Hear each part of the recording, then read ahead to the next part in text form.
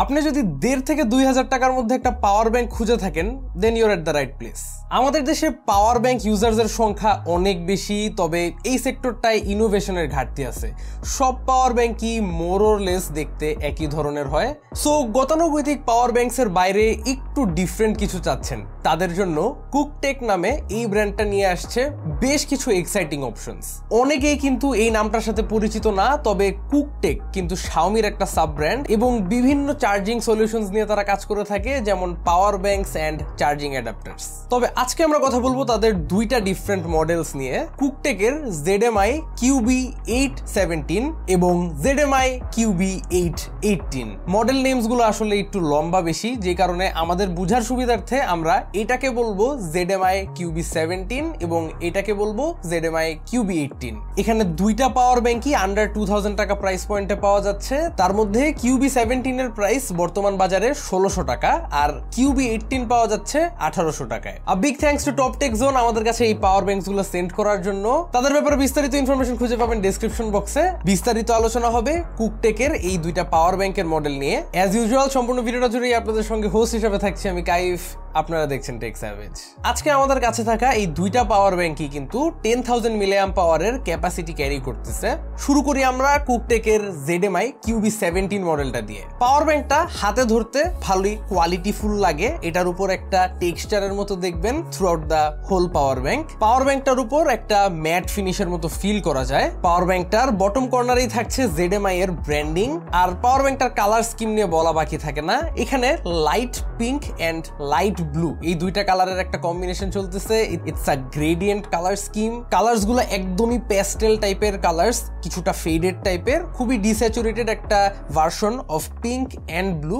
যদিও দেখতে মোটেও খারাপ লাগে না, খুবই আই ক্যাচিং একটা কালার কম্বো। আমার ধারণা যে স্পেশালি ফিমেলসদের এই কালার কম্বিনেশনটা খুবই পছন্দ হবে। পাওয়ার ব্যাংকটা এমনিতে খুবই সিম্পল। এটার টপ সাইডে বেশ কিছু পোর্টস আপনারা দেখতে পাবেন। এখানে থাকছে দুইটা USB টাইপ A পোর্ট, একটা USB-C পোর্ট এবং একটা মাইক্রো USB পোর্টও দেখবেন। যা দেখতেই পারতেছেন পোর্টস এর দিক থেকে তারা মোটেও কিপটামি করে নাই, উইচ ইজ গুড। একটা পাওয়ার বাটনও দেখা যায় টপ সাইডে। এই পাওয়ার বাটনটা প্রেস করলে 4টা LED ইন্ডিকেটরস আছে, এগুলো গ্লো করে উঠবে to show the battery status. 10,000 milliamp পাওয়ারের এই পাওয়ার ব্যাংকটা কিন্তু ম্যাক্সিমাম 22.5 ওয়াটের চার্জ আউটপুট করতে পারে।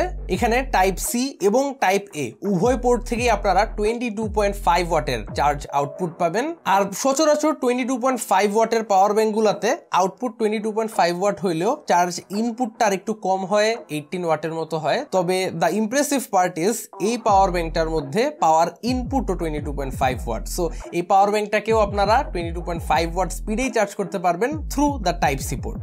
আর এখানে থাকা সবগুলো পোর্ট দিয়ে আপনারা পাওয়ার আউটপুট করতে পারবেন except the micro USB port. Micro USB পোর্টটা দিয়ে শুধু চার্জ ইনপুট করা যায় এই পাওয়ার ব্যাংকে।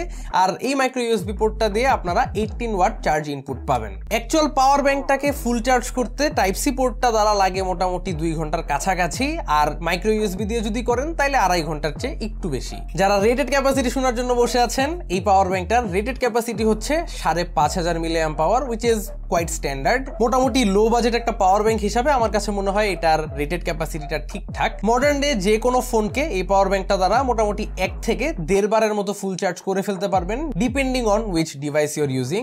এটার মধ্যে নেটিভ চার্জিং প্রোটোকল সাপোর্ট রয়েছে PD, QC এবং SCP এর জন্য। PD তো আপনারা জানেনই আইফোন ইউজারদের ফেভারিট জিনিস, QC হচ্ছে অ্যান্ড্রয়েড ইউজার্স, মোস্টলি স্যামসাং এর নেটিভ প্রোটোকল যেটা, আর SCP হচ্ছে হুয়াওয়ের native charging protocol. So Huawei ইউজার্সরাও একদম নিশ্চিন্তে ফোন চার্জ করতে পারবেন। পাওয়ার ব্যাংকটা কিন্তু খুব আহামরি ভারীও না এইটুক পাওয়ার ব্যাংক হিসাবে। এটার ওয়েট শুধুমাত্র 200 গ্রামস, আমার কাছে মনে হয় ওয়েটটা ঠিকঠাকই আছে। তাছাড়া পাওয়ার ব্যাংকটার মধ্যে বেসিক কিছু সেফটি ফিচার্স রয়েছে, যেমন over discharge protection, over charge protection, over hit protection, আরো কিছু প্রোটেকশনস আছে as the necessary safety measures. সব মিলায় এই পাওয়ার ব্যাংকটার প্রাইস রাখা হয়েছে 1600 টাকা। আর এই পাওয়ার ব্যাংকের জন্য that's about it. Moving on to the next model, যা হচ্ছে কুকটেকের ZMI QB18। এখন মজার বিষয়টা হচ্ছে এই মডেলের জন্য আবার দুইটা ডিফারেন্ট কালার ভ্যারিয়েন্টস অ্যাভেলেবল। একটাকে তারা বলতেছে পার্পেল কালার ভ্যারিয়েন্ট, আর একটা হচ্ছে গ্রে। যদিও এখানে পার্পেল কালার ভ্যারিয়েন্টটা শুধু পার্পেল কিন্তু না, এখানে পার্পেল অ্যান্ড পিঙ্ক কালারের একটা গ্রেডিয়েন্ট মিক্সচার চলতেছে। And unlike the previous model, এই মডেলটার মধ্যে কালার্স গুলো কিন্তু খুবই স্যাচুরেটেড অ্যান্ড ডিপ একটা কালার। পিঙ্ক অ্যান্ড পার্পল কালারে একদম ফুটে উঠছে হোল পাওয়ার ব্যাংকটাই। যে কোনো ফিমেল কনজিউমারের এটা আসলে এক দেখায় পছন্দ হয়ে যাওয়ার মতো একটা জিনিস। আর অপর পাশে রয়েছে এটার গ্রে কালার ভ্যারিয়েন্টটা, which I am a big fan of. এখানে একদমই হালকা একটা গ্রে কালার, অলমোস্ট ছাই কালার যেটাকে বলা হয়, সেটা উইথ ব্ল্যাক কালারের অ্যাকসেন্টস দেখতে পাবেন on top and bottom sides. খুবই ক্লিন একটা কালার ভ্যারিয়েন্ট, পার্সোনালি আমার favourite. It's super minimalistic, simple, but it stands out, কারণ most of the power banks don't look like this.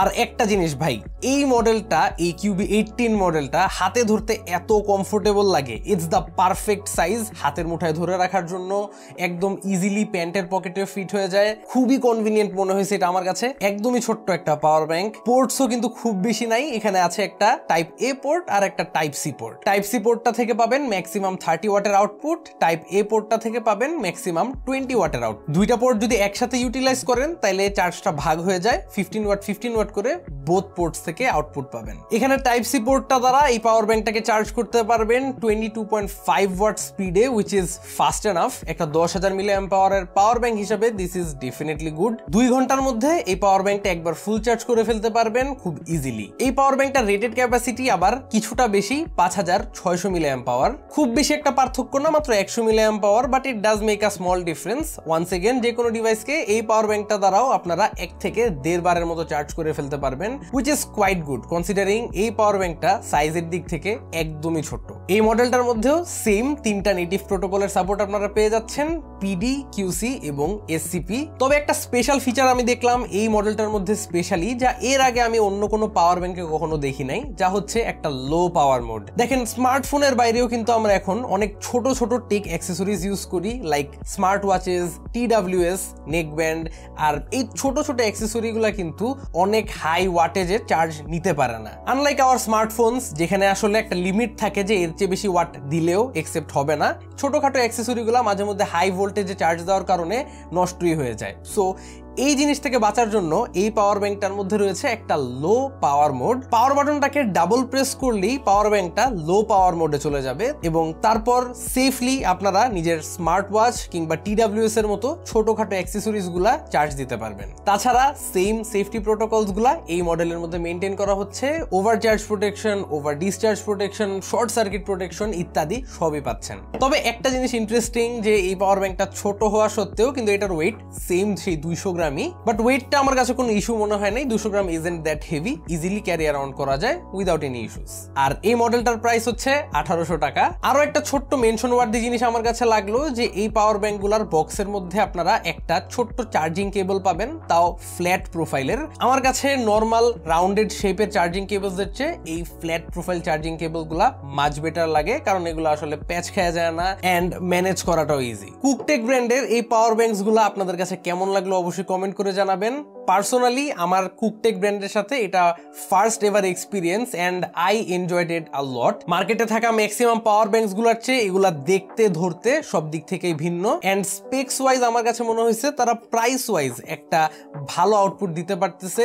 Like 1800 টাকায় 30 watt output is very good. অনেকেই বলবেন ভাই 1800 টাকায় 20,000 মিলি amp পাওয়ার ব্যাংকসও পাওয়া যায়, উইচ ইজ ট্রু, বাট আমার কাছে পার্সোনালি স্মল ফর্ম ফ্যাক্টর হওয়াটা খুবই important for a power bank, because আমি মোস্টলি পকেটে ক্যারি করি।